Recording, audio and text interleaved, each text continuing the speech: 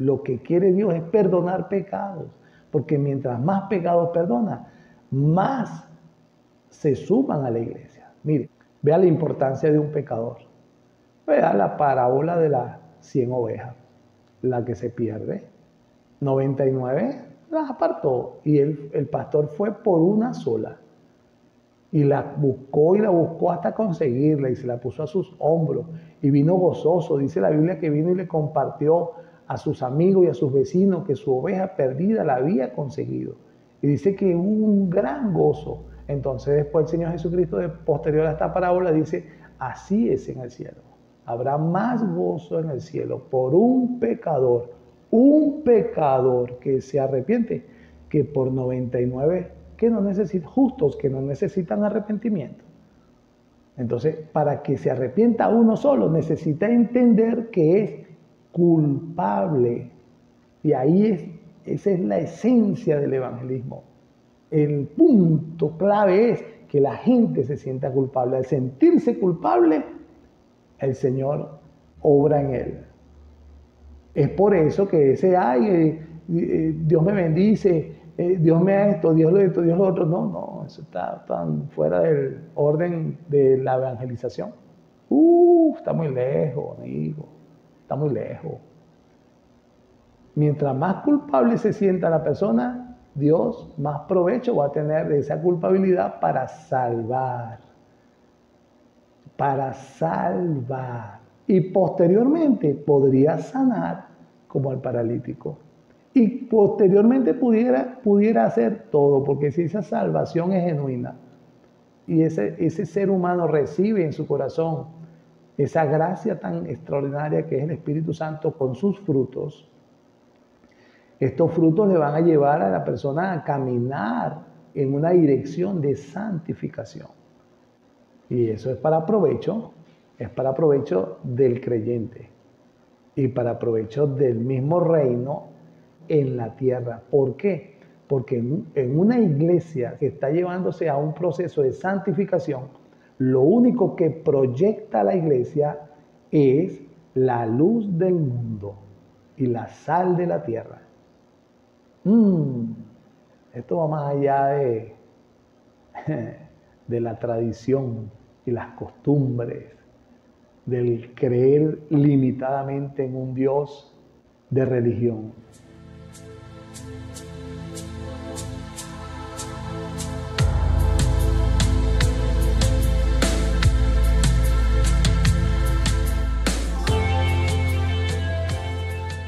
He estado hablando de que nuestro Señor Jesús iba adelante, ¿no? Iba adelante a preparar morada para vosotros. Este tema lo tengo porque en una reunión escuché en una de las personas que la persona estaba en desacuerdo con mi predicación. En estas casas hay muchas personas que no conocen a Jesús, que andan en sus propios pensamientos y en sus maneras razonables de pensar, de cómo podría ser la vida, lo que es la vida para ellos, pues, sin Jesús. Y siempre encontramos oposición de este tipo de personas cuando no presenta el Evangelio. Entendemos nosotros en Cristo que es normal. El mundo está en una total enemistad con Dios y no lo sabe, pero Dios sí está claro. Entonces, en esa reunión la persona dice que, no, usted lo que está preparando a la gente es para morirse. Esa fue la apreciación que la persona dice cuando yo, por lo general, no salgo de allí, presento el Evangelio. Es una necesidad de crear en ellos la culpabilidad en el que no conoce a Jesús. La culpabilidad que hay como ser humano. Nosotros somos culpables y punto. De nuestra forma ofensiva de vivir nuestra propia vida en su planeta, con sus vidas, que nuestra vida no es nuestra, es la vida de Él en nosotros. Y hemos hecho lo que nos ha dado la gana, pues, sin tomar en cuenta que ha sido Él en su bondad de extender la bendición sobre nosotros. Y siempre hemos nosotros, de forma rebelde y de forma desafiante, retarlo. Somos culpables de juicio. Siempre presento esa necesidad de culpabilidad hasta tanto la persona entiende que es culpable y posteriormente, pues, le hago entender que esa culpabilidad los va a llevar a un final espantoso, terrorífico. Y es que esa es la verdad. O sea, yo no estoy diciendo nada fuera de lo que está en la Biblia. Esa es la verdad que espantó a Félix y a Drusila, su esposa. Esa es la verdad que espanta en la Biblia a aquellos que continúan amando sus tinieblas y sus vidas pecaminosas.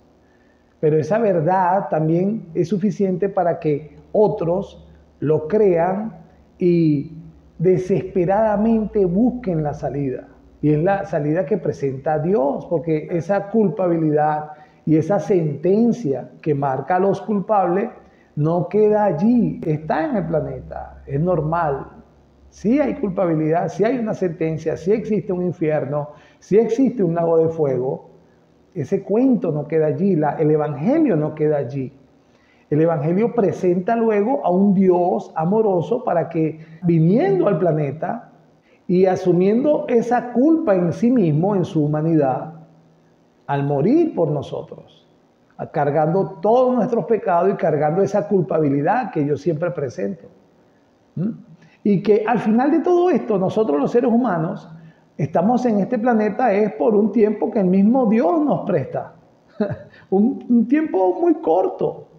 Entonces sí, ciertamente es una preparación, porque ¿cómo podría yo salirme de Juan 14 cuando el Señor dice que no se turbe vuestros corazones, creéis en Dios, creed también en mí, en la casa de mi Padre muchas moradas hay, si así no fuera, yo no os lo hubiera dicho. Voy pues a preparar. Esa palabra preparar es la preparación a la muerte física y natural que cada ser humano va a finiquitar en este planeta. Tarde o temprano allá vamos a llegar. Entonces el Señor gentilmente cuando estaba en la tierra nos dijo, nos dice todavía, porque esto es una eternidad eterna. Lo dijo hace 2000 años y lo dice hoy. Voy pues a preparar lugar para vosotros. Es una preparación. Entonces, ¿cómo me podría yo salir de no hablar esta preparación cuando el mismo Señor Jesucristo, que está en mí y que de paso me ha ordenado predicar este evangelio, lo dijo, pero la persona me lo dijo molesto y sin embargo dijo la verdad? Y yo en su molestia le dije, claro, pues no, ciertamente eso es lo que estoy haciendo. Porque ¿acaso tú tienes garantizado el no morir? No. Ahí vamos todos a ese hueco y ahí, hasta ahí llega todo, dijo la persona incrédula, ¿no? Hasta ahí llega todo, vamos a ser comidos por gusanos y ya. Hasta ahí llegó el relato y la fe de este que se oponía al evangelio que estaba presentando en un hogar. ¿Ve? Lo vemos todos los días. Ah, usted no lo ha visto porque es que usted no lo hace.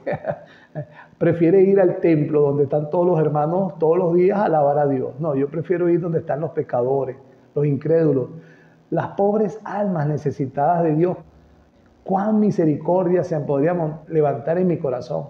Cuánta tristeza se me levanta a mí en el corazón cuando una persona que le estoy dando la verdad y que tenga esa esperanza de conocer a Jesús para que pueda tener esa esperanza y pasar al otro lado con gozo y paz.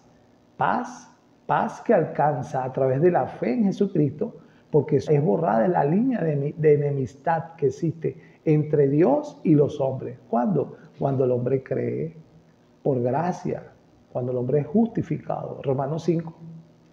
Es por la fe, pues, que nosotros somos justificados delante de Dios para alcanzar la paz para con Dios. Y esa paz para con Dios, de allí se va a extender como una pequeña pizca de levadura para alcanzar la paz con todos los hombres.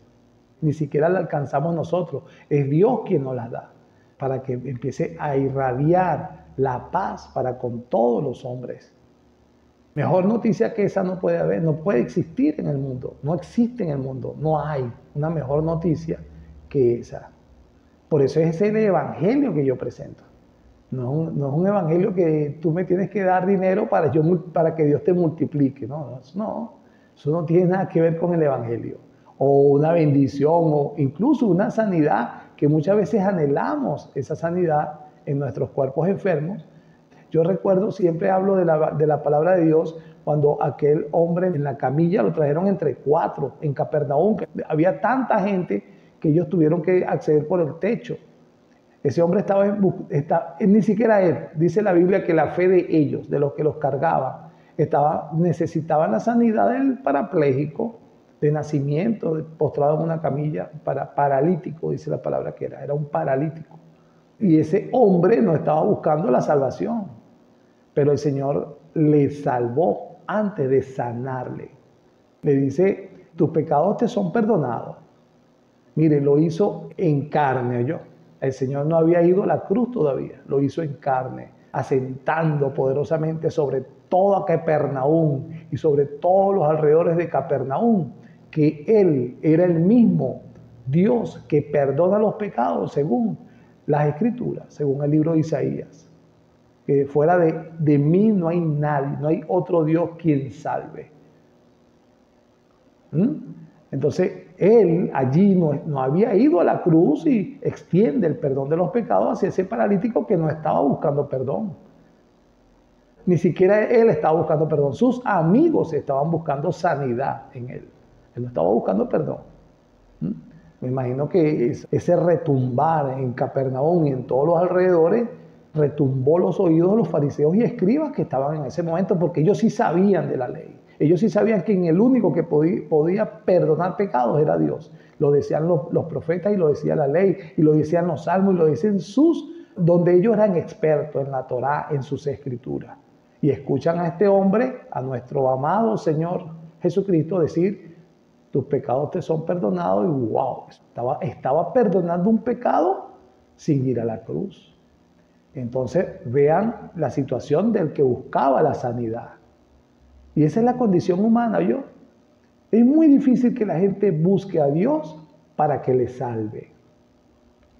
Extremadamente difícil que la gente busque a Dios para que le salve. La gente siempre va a buscar a Dios por cualquier otra cosa, menos para que le salve. ¿Por qué? Porque no nos sentimos. Yo me meto allí hace 21 años, yo tampoco me sentía culpable de juicio.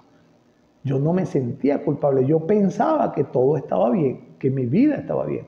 Y era un vil drogadito y adicto a la droga y al alcohol, pero yo me paraba en la mañana pensando que iba a pecar.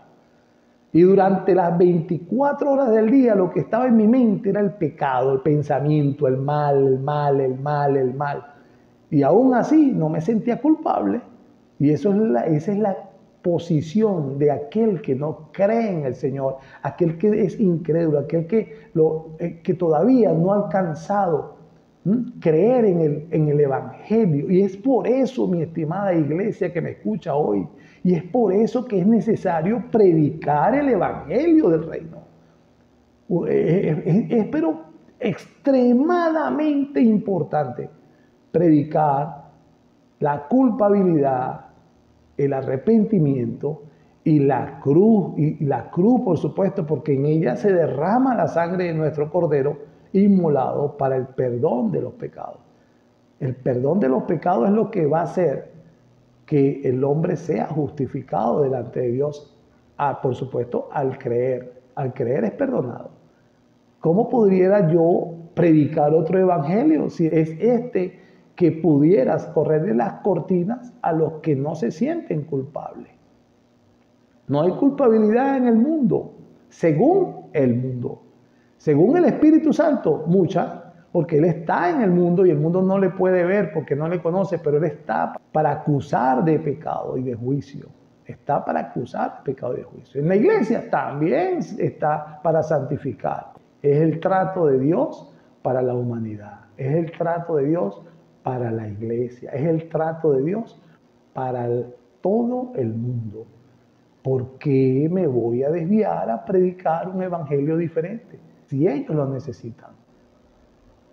Entonces es eso, en la calle, al día a día, a persona, así como ellos decirle segundo a segundo, minuto a minuto, persona a persona, que no se sienten culpables. Bueno, recuérdese usted mismo antes de conocer a Jesús. Necesitamos seguir presentando la cruz para el arrepentimiento y para el perdón de los pecados. Por acá por las redes, gracias por estar allí.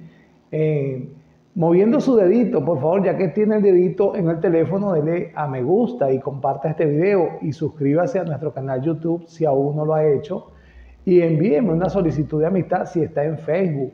Yo la recibiré gustosamente y si ve por casualidad una solicitud de amistad de este ministerio hacia su cuenta, por favor acéptela.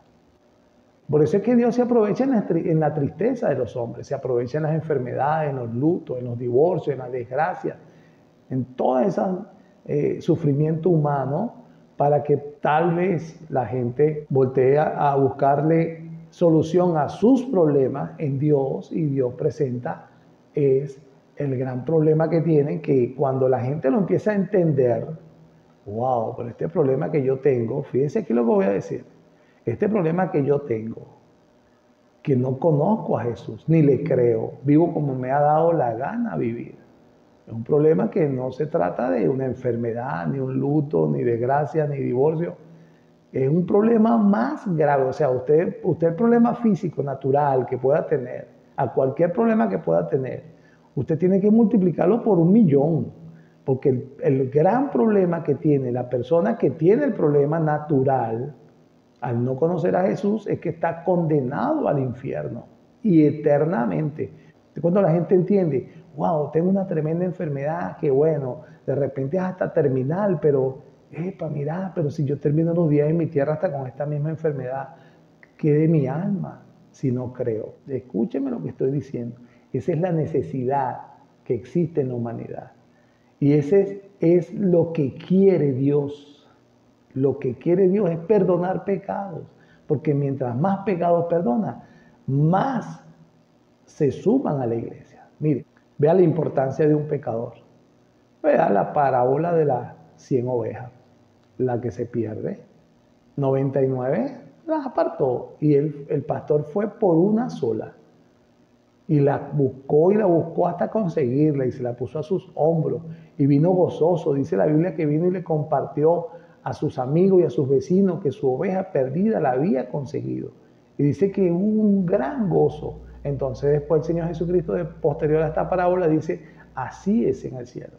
Habrá más gozo en el cielo por un pecador que se arrepiente, que por 99 justos que no necesitan arrepentimiento. Entonces, para que se arrepienta uno solo, necesita entender que es culpable. Y esa es la esencia del evangelismo. El punto clave es que la gente se sienta culpable. Al sentirse culpable, el Señor obra en él. Es por eso que Dios me bendice, Dios me da esto, Dios lo otro. No, eso está tan fuera del orden de la evangelización. Está muy lejos, amigo, está muy lejos. Mientras más culpable se sienta la persona, Dios más provecho va a tener de esa culpabilidad para salvar. Para salvar. Y posteriormente podría sanar como al paralítico. Y posteriormente pudiera hacer todo, porque si esa salvación es genuina y ese ser humano recibe en su corazón esa gracia tan extraordinaria que es el Espíritu Santo con sus frutos, estos frutos le van a llevar a la persona a caminar en una dirección de santificación. Y eso es para provecho del creyente y para provecho del mismo reino en la tierra. ¿Por qué? Porque en una iglesia que está llevándose a un proceso de santificación, lo único que proyecta la iglesia es la luz del mundo y la sal de la tierra. Esto va más allá de la tradición y las costumbres, del creer limitadamente en un Dios de religión. Esto va más allá, dice provecho para el Señor. Mire, usted sabe de quién es este reino, de Dios. Y usted sabe qué hace Dios con su reino, lo que Él quiera. Todo gira alrededor de este reino, a beneficio del reino y para conveniencia del mismo Dios, para seguir salvando. Y mucha gente, el cristiano, cree que gira alrededor de él soy bendecido, soy bendecido, soy bendecido y soy prosperado por Dios. Lea la Biblia, lea la Biblia. Lea la Biblia para que usted pueda caminar en la línea de santificación y proyectar la luz del mundo. Cristo en usted, en un proceso de santificación. Este Señor, cuando Él dice que iba a preparar para nosotros un camino, que Él era este camino, y Pablo le agrega ya en 1 Tesalonicenses capítulo 4 que hay dos vías, y le estaba hablando a los tesalonicenses en la primera epístola tan hermosa de Tesalónica, y la segunda también, y la Colosense, y antes está Filipense, y también está antes Éfeso, y antes Gálatas, Corintios, Romanos, Hechos. Lea. No cese de leer. No cese de leer. Quisiera que leyera todo rápido. Léalo. Ahí está la verdad absoluta. Bueno, él le hace una carta con una inquietud de ir, y que había pues en esta iglesia mostrando unos frutos extraordinarios. Había también una inquietud en ellos de que, caramba, nuestros hermanos que se han ido, ¿qué será de la vida de ellos? Recuerden que Tesalónica es la región de Macedonia, donde está Bulgaria, Serbia, Herzegovina, antes era Yugoslavia, Checoslovaquia, el sureste de Europa. Como buen pagano, caminaban en otros dioses, y en la carta a los tesalonicenses Pablo le dice cómo fueron ustedes iluminados por nuestro Señor, sacándole de la idolatría, de esa práctica constante que ustedes tenían de adorar otros dioses, para empezar a adorar al Dios vivo y verdadero que era nuestro Señor Jesucristo. Y le dice pues en ella que no desmayen e ignoren acerca de aquellos que ya han dormido. Y anuncia lo que dice Pedro en su segunda epístola, que tiene el apóstol Pablo, tiene misterios que ni siquiera él podía entender.